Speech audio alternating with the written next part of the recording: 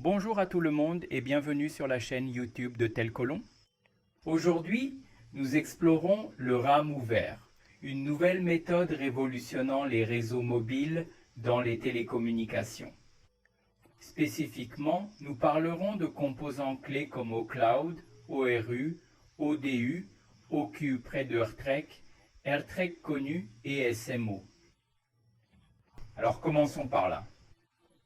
OpenRun pour un réseau d'accès radio ouvert découple le matériel et le logiciel de la RAM et introduit des interfaces ouvertes pour rendre les réseaux plus flexibles, rentables et lorsque le diagnostic est effectué.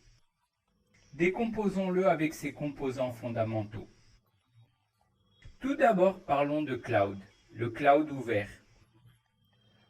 C'est le fondement de la fonction ouverte, fournissant les ressources de calcul et de stockage nécessaires pour exécuter les fonctions de réseau d'accès radio, virtualisé et conteneur.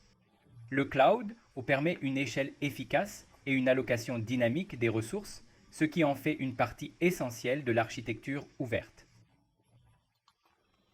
Regardons maintenant trois blocs fonctionnels importants de l'extrémité ouverte, ORU, ODU et OQ.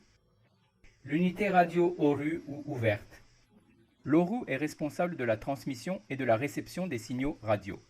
Il gère le traitement RF et la fonctionnalité de la couche de fichiers basse en standardisant les interfaces entre ORU et ODU Open et permet à l'opérateur de mixer et de correspondre les ORUs de différents fournisseurs.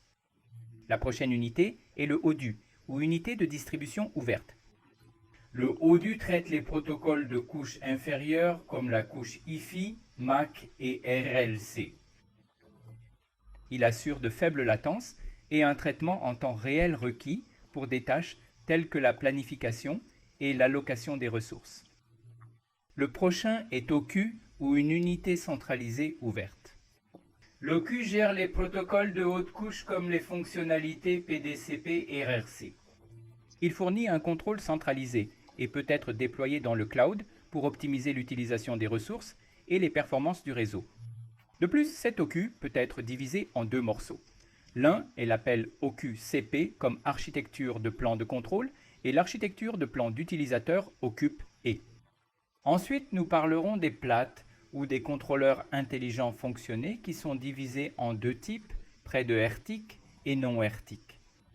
La plateforme proche de RT ou la plateforme en temps réel fonctionne en millisecondes pour optimiser les ressources radio et améliorer les performances du réseau.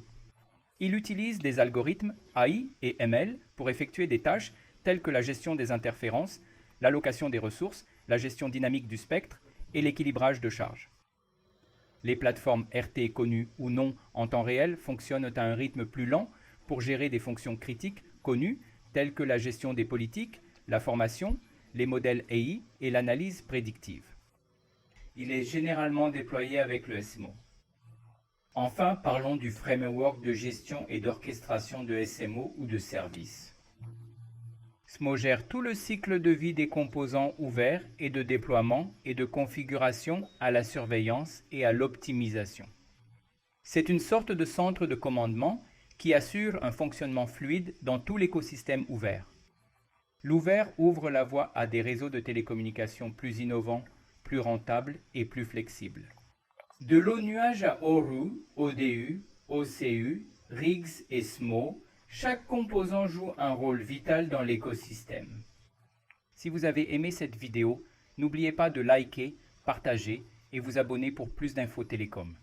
À voir dans la prochaine vidéo.